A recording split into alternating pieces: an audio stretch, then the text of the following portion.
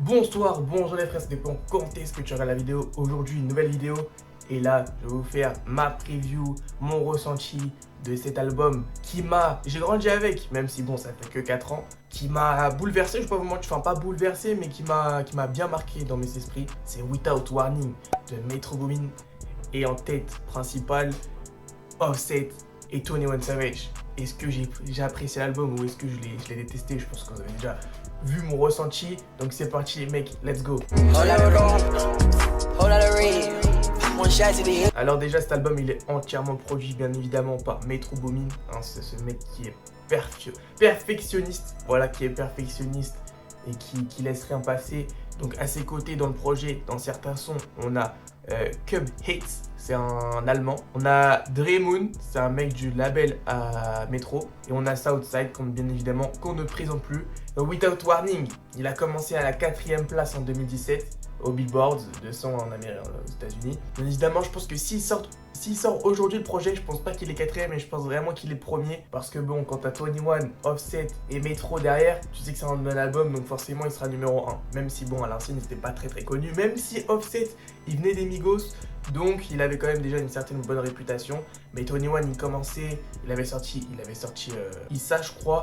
Metro Boomin, oh, c'était pas non plus hyper connu, il avait sorti son projet avec Big Sen, si je dis pas de bêtises. Donc voilà, c'était pas non plus fou comme aujourd'hui où ils sont des superstars, on va pas se mentir. L'album s'appelle Without Warning et je pense que c'est sûr parce que Metro il laisse rien passer.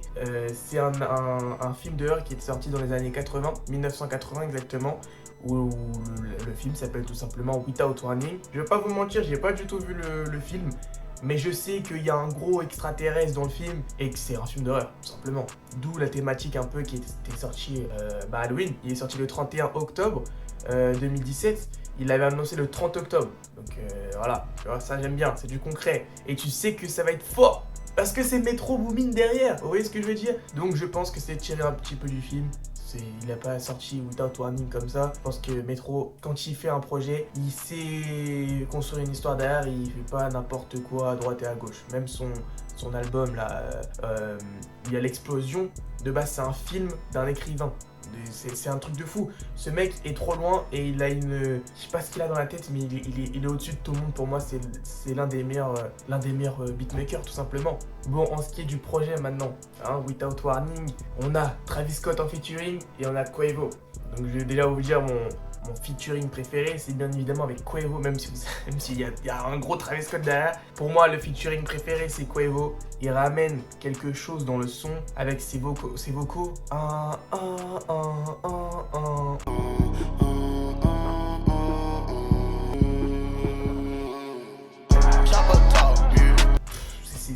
C'est monstrueux, si tu le level jamais atteint. C'est un truc de malade, l'ambiance qu'ils ont réussi à mettre dans le projet. Vous voyez ce que je veux dire? Une ambiance sombre. La cover, c'est un chien qui aboie, il te fait peur. Et c'est ce qu'ils ont réussi à transmettre dans ce projet. Et ça, c'est grâce à Metro qui derrière fait ça. Il fait tout pour faire un maximum d'une ambiance bien sombre, bien Halloween. Tu vois ce que je veux dire ou pas? Le son avec Travis Scott est lourd aussi. Ghostface Killah, bien évidemment, la petite référence, même dans le son, je crois ils le disent. Ghostface Killah, un membre du Wu-Tang Clan, si vous ne connaissez pas. Tout derrière est calculé. Et c'est pour moi parfait. L'album pour moi est parfait, tout simplement. Dans l'album, on retrouve 10 sons dont aucun skip. Vous voyez ce que je veux dire? Donc pour moi, c'est vrai que c'est peut-être un petit peu court. Quand on voit la qualité du projet, on demande peut-être 2-3 sons plus, même si 10 sons, en vrai, c'est cool. Maintenant, au jour d'aujourd'hui, ça se dit pas aujourd'hui. Aujourd'hui, c'est cool. Bon, on a un gros hit aussi dans le projet. C'est Ric Flair Drip. Et il n'y a que Offset en plus sur ce son. Gros son, malade, hit, tout ce que vous voulez. Dans les albums collaboratifs, il y a toujours des sons solo. Comme on a pu voir avec tous les albums futurs en collab où il a fait avec Young Thug, Lil Uzi, Just World, tout ça. Il y a toujours des sons solo, et là aussi. Et du coup, le son solo qui est Offset a fait un hit. Et il y a quoi d'autre? Le son avec 21, Run Up The Rocks. Et My Choppa 8, nanana, c'est des sons solo aussi de 21, mais qui sont aussi excellents. Vous voyez ce que je veux dire? Qui sont excellents, mais qui ne sont pas non plus des hits. Bon, maintenant, je vais vous dire mon son préféré du projet. Je pense que c'est Nightmare, même si Still Serving, c'est l'ambiance qui est aussi mise sur ce son. Et ça, en fait, l'ambiance qui est mise sur ce son, en fait, c'est sur tous les sons. Il y a une ambiance spéciale, il y a une ADN sur chaque son. Vous voyez ce que je veux dire? Et moi, Nightmare, c'est vraiment celui qui me fait sentir à Halloween le soir où il y a des loups-garous et tout ça. Vous voyez ce que je veux dire?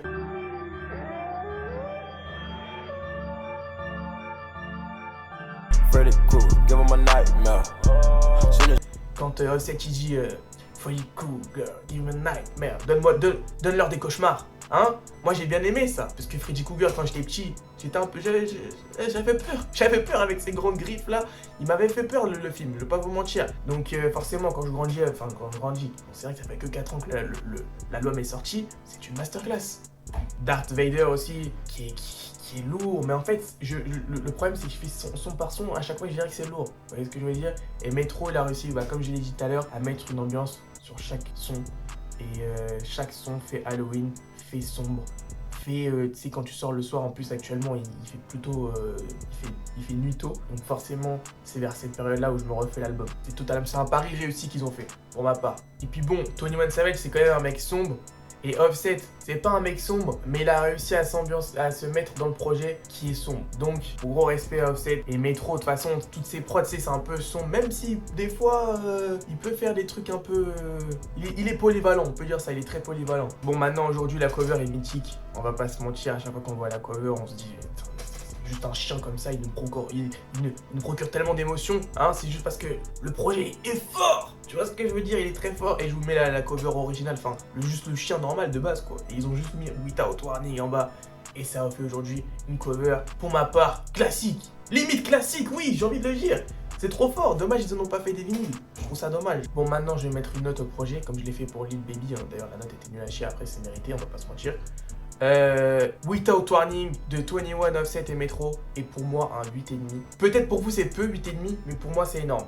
Donc merci Metro pour ce projet, t'as réussi à mettre en place une ambiance folle. J'espère que pour ton album ce sera comme ça, mais je ne doute pas parce que t'es un mec perfectionniste. Donc je n'en doute pas une seule seconde et merci pour ce genre de projet. Dites-moi si vous avez kiffé le projet ou si vous l'avez écouté ou pas du tout. Moi en tout cas je vous invite fort à aller l'écouter et si vous n'avez pas aimé, donnez-lui une chance et écoutez-vous bien dans une ambiance un peu noire, bien sombre, vous voyez ce que je veux dire?